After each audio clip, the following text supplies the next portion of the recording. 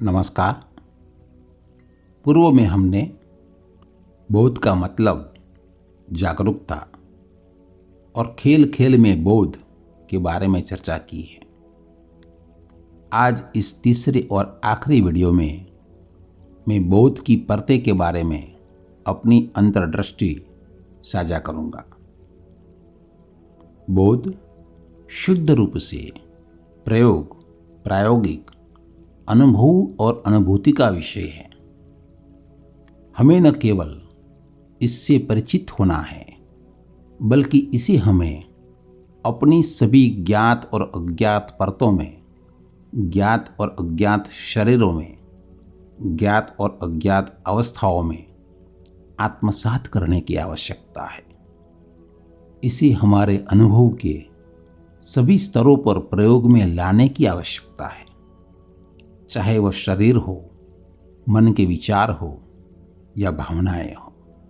यदि हम अपनी जागरूकता को, बोध को न केवल अपनी जागृत अवस्था में, बल्कि अपनी स्वप्न अवस्था और सुषुप्ति अवस्था में भी ले जा सके, तो हम अपनी तुरीय अवस्था में अर्थात चौथी अवस्था में प्रवेश कर सकते हैं, जिसे मैं जागृत चैतन्य कहूँगा। आपने बुद्ध की जातक कथाएं सुनी होगी, यानी कि बुद्ध के पिछले जन्मों की कहानियाँ। उनमें से एक है गौतम सिद्धार्थ, जब उस जन्म में सुमेधा या सुमति के नाम से जाने जाते थे, जो उस समय के एक धनी ब्राह्मण थे। संयोग से उन्हें उस समय के प्रबुद्ध गुरु दीपंकर बुद्ध के दर्शन का मौका मिला। जैसा कि नाम से पता चलता है, दीपंकर का अर्थ है जो दीप जलाता है। उन्हें दीपों की वृक्ष के रूप में वर्णित किया जाता था। दीपंकर बुद्ध इतने प्रसिद्ध थे कि उनके साथ हमेशा 84,000 अरहत अर्थात ध्यान साधना में सिद्ध तपस्वी रहते थे। सुमेधा या सुमति, जिन्हें हम गौतम बुद्ध के नाम से जानते हैं, उस समय बुद्ध नहीं हुए थे। वे ज्ञान प्राप्ति के मार्ग पर चलने वाले एक साधक मात्र थे। उस समय की राजधानी दीपवती की यात्रा के दौरान उन्होंने दीपंकर बुद्ध का शहर में पधारने के बारे में सुना। हजारों अरहतों के साथ आने वाले बुद्ध के प्रति गहरी श्रद्धा से प्रेरित होकर वे अष्टांग दंडवत प्रणाम करके अपनी श्रद्धा प्रकट करेंगे। अष्टांग दंडवत प्रणाम एक ऐसा नमस्कार है जिसमें भक्त, साधक, मुमुक्षु पूर्ण रूपेण झुककर अपनी श्रद्धा और आदर प्रकट करते हैं, जिसमें शरीर के 8 अंग, छाती, सिर, आंखें, मन, वचन, पैर, हाथ और घुटने एक साथ जमीन को छूते हैं। ऐसा कहा जाता है कि इसके पहले कि सुमेधा दीपंकर बुद्ध को अष्टांग दंडवत प्रणाम करे, दीपंकर बुद्ध सुमेधा जटाकर के चरणों में गिर गए। जटाकर नाम दीपंकर बुद्ध ने सुमेधा को दिया था। सुमेधा अपराध बोध के साथ हैरान और स्तब्ध हो गए और दीपंकर बुद्ध से कहा, मेरे प्रभु, मैं अपनी मुक्ति के लिए आपके सामने एक प्रबुद्ध गुरु के सामने झुकने आया हूं। मेरे द्वारा आपको नमन करने के बजाय आपका मेरे चरणों में गिर जाना मेरे लिए पाप रूप होगा। दीपंकर बुद्ध ने कहा, जटाकर यानी हे लंबे बाल वाले साधक, एक दिन आप भी बुद्ध बन जाएंगे, आज नहीं तो कल। और इस अनंत काल में कुछ जन्मों का कोई फर्क नहीं पड़ता। मैं बुद्ध के प्रति आपका प्रेम, आपकी श्रद्धा और बुद्ध होने का आपका संकल्प को देख रहा हूं और मैं इसे आपकी अपेक्षा से कहीं अधिक तेजी से आते हुए देख रहा हूं। बौद्ध साहित्य के विभिन्न स्रोतों में कहानी के अलग अलग पाठ या कथन हो सकते हैं। बात इतनी है कि गौतम सिद्धार्थ अपने पिछले जन्म में सुमेधा या सुमति के नाम से ब्राह्मण के रूप में अपने पारंपरिक ब्राह्मणवादी अनुष्ठानों से बौद्ध का जागरूकता का अभ्यास करते हुए ब्रह्म की खोज के मार्ग पर थे। उन्होंने मन और भाव की एकाग्रता से जो कुछ भी प्राप्त किया जा सकता था वह प्राप्त कर लिया था। वे पहले से ही मन शरीर तक मनो आध्यात्मिक के स्तर तक बढ़ चुके थे, लेकिन अभी भी शरीर से परे, मन से परे और हृदय से परे कुछ आकर्षित कर रहा था। उनके लिए यह स्पष्ट था कि बुद्धत्व अंतिम नियति है और वह बौद्ध का जागरूकता का चुनने लायक सबसे ऊंचा शिखर है। वह बौद्ध के शिखर को, बुद्धत्व को प्राप्त करने के लिए कुछ भी करने के लिए तैयार थे। वह अभी भी इसी विश्वास में थे कि एक जीवित बुद्ध के आशीर्वाद से उनकी यात्रा संभल जाएगी और वह बुद्धत्व तक पहुंच सकते हैं। दूसरी ओर दीपंकर बुद्ध के प्रति गहरी श्रद्धा रखने वाले एक साधक को देखकर और बुद्धत्व को प्राप्त करने के लिए उनके संकल्प को देखकर प्रसन्न थे। यह अलग बात है कि कब बौद्ध का शिखर प्राप्त हो जाता है, लेकिन एक बार जो बौद्ध के मार्ग पर चल दिए, उनका बुद्धत्व के लिए श्रद्धा और संकल्प ही बुद्धत्व तक ले जाएगा। ऐसी क्षमता, ऐसी संभावनाओं की पहचान में उन्होंने एक उभरते हुए सितारे, एक भविष्य के दीपंकर को देखा और सुमेधा के लिए दीपंकर के शब्दों में जटागर के लिए शुभ कामनाओं के रूप में दीपंकर बुद्ध ने सुमेधा के चरणों में नमन किया। दीपंकर बुद्ध ने कहा कि जटाकर, न तो मेरा झुकना आपके लिए कोई पाप होगा, न ही यह आपकी उन्नति में कोई बाधा डालेगा। और उन्होंने भविष्यवाणी की कि कुछ ही जन्मों में सुमेधा जटाकर बोधिसत्व के रूप में सेवा करेगा और बुद्ध के रूप में प्रसिद्ध होगा। मुझे दक्षिण चीन के एक साधक इनो डाइकन की कहानी याद आती है। उनका मूल नाम चीनी भाषा में हुइन्यांग था। गरीबी के कारण वे अनपढ़ रहे, लेकिन एक बार उन्होंने एक भिक्षु को वज्रछेदी का प्रज्ञापारमिता सूत्र, जो कि गत सदी में डायमंड सूत्र के नाम से मशहूर हुआ, उसकी कुछ पंक्तियां पढ़ते हुए सुना और उन्होंने तुरंत समझ लिया कि यह शून्यता के बारे में है। उन्होंने पता लगाया कि भिक्षु उत्तरी चीन में 5वें धर्मगुरु के मठ से है और वहां जाने का निश्चय किया। उस मठ के मुखिया जुनिन दाइमन चीनी भाषा में हुआंग सेन के नाम से 5वें धर्मगुरु थे। जब इनो उस मठ में पहुंचा तो गुरु जुनिन ने इनो से पूछा, तुम क्यों आए हो और कहां से आए हो? इन्होंने उत्तर दिया, मैं बोधिचित्त को जानने के लिए दक्षिण चीन से आया हूं। लेकिन इनो को भिक्षु बनने से रोकने के लिए और उसके संकल्प की परीक्षा लेने के लिए गुरु जुनिन ने करारा सवाल किया, तुम दक्षिण के असभ्य लोग बुद्ध कैसे हो सकते हो?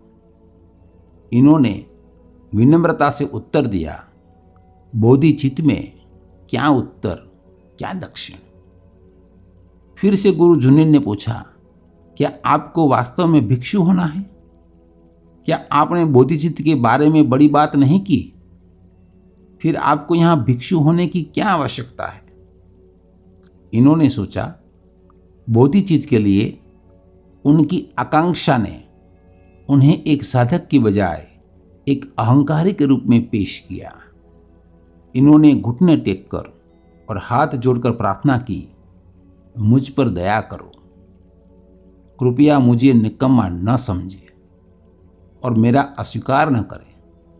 मैं देहाती और अज्ञानी हो सकता हूं, हो सकता है मैं मठ के योग्य नहीं हूं, लेकिन मेरा स्वीकार करो और मुझे बोधिचित्त पाने का मौका दो। गुरु जुनीन ने आदेश दिया, सीधे रसोई में जाओ, वहां चावल के छिलके और भूसी साफ करने की सेवा करो। कभी भी ध्यान या प्रवचन के लिए किसी भी सभागार में मत आओ। फिर तो 15 साल बीत गए। इन्होंने सैकड़ों भिक्षुओं के लिए रसोई घर में कठोर परिश्रम करते हुए चावल के छिलके भूसी निकालते निकालते उसके भी विचार और भाव विलीन हो गए। जो बोधिचित्त की उसकी अभिप्सा थी, वह शून्यता को वह प्राप्त हुआ। 5वें धर्मगुरु जुनीन के लिए भी एक उत्तराधिकारी खोजने का समय हो चुका था। इसलिए उन्होंने घोषणा की, जो भिक्षु चंद पंक्ति में जैन अंतर्दृष्टि को व्यक्त कर सके, वह उनका उत्तराधिकारी होगा। सभी को लगा या मान लिया कि मुख्य भिक्षु जिनशु ही उत्तराधिकारी होगा, इसलिए वही लिखेगा। वास्तव में जिनशु भी आश्वस्त नहीं था, इसलिए उसने सभागार के पास मरम्मत के अधीन एक दीवार पर लिखा कि बोधि वृक्ष सा शरीर है, हृदय उज्ज्वल सा दर्पण, हर दिन साफ करे दर्पण, नाद धुमिल सा दिल हो अर्पण। हर कोई इन 4 पंक्ति के बारे में वाहवाही कर रहा था, लेकिन 5वें धर्मगुरु जुनीन को गुमराह नहीं किया जा सकता। सुबह के प्रवचन में इस 4 पंक्ति की उन्होंने कड़ी से कड़ी आलोचना की और इस बात पर खेद किया कि एक भी भिक्षु नहीं जो जैन अंतर्दृष्टि को एक छोटी सी कविता में उतार सके। यह बात भोजनालय में बहस का विषय बन गया और इन्होंने इसे सुन लिया। इन्होंने बताया, गुरु जुनीन बिल्कुल सही है। लिखी गई कविता वास्तव में मरी मरी और बेदम है। अगर कोई मुझे लिखने में मदद करे तो मैं गुरु की उम्मीद की एक कविता बता देता हूं। इन्होंने जो कविता बताई थी वह थी, न कोई वृक्ष बोधि का, न कोई दर्पण हृदय का, है ही नहीं यहां कुछ, तो कैसी और कहां की धुन। धर्मगुरु जुनीन ने कविता देखी और समझ गए कि यह जरूर इन्होंने ही बोली होगी जिसे मैंने 15 साल पहले मठ में प्रवेश दिया था। उस रात धर्मगुरु जुनीन इन्हों की झोपड़ी में गए और प्रतीकात्मक रूप से इन्हों को संदेश दिया कि आधी रात के बाद वह उनसे मिले। जब इन्हों गुरु से मिला तो 5वें धर्मगुरु जुनीन ने इन्हों को 6ठे धर्मगुरु का दर्जा दिया और इसके प्रतीक के तौर पर बुद्ध का पहनावा और कटोरा सौंप दिया। उसी वक्त आंखों में आंसू लिए धर्मगुरु जुनीन ने इन्हों को तुरंत दक्षिण की ओर चले जाने का निर्देश भी दिया, क्योंकि उन्हें इन्हों की सुरक्षा का डर था। बाद में इन्हों न केवल जैन परंपरा के दक्षिणी मठ के प्रमुख रहे, बल्कि बुद्धत्व की अचानक उपलब्धि धरोहर के एवं जैन कोआन के भी महान प्रणेता बने। इस कहानी में कहने का मतलब यह है कि पहले दिन जब धर्मगुरु जुनीन ने इन्हों को देखा तो उन्होंने इन्हों की चारों ओर एक आभा देखी जो इन्हों की बोधपूर्णता एवं इनों की शून्यता में गहनता की परिचायक थी। इनों के लिए बोधपूर्णता उसके अस्तित्व की कई परतों और विभिन्न अवस्थाओं तक पहुंच गई थी। इनों की शून्यता की प्राप्ति और बोधिचित्त की उपलब्धि इतनी करीब थी कि वह एक महज प्रतीक्षा, प्रयास रहित प्रतीक्षा से ज़्यादा कुछ नहीं था।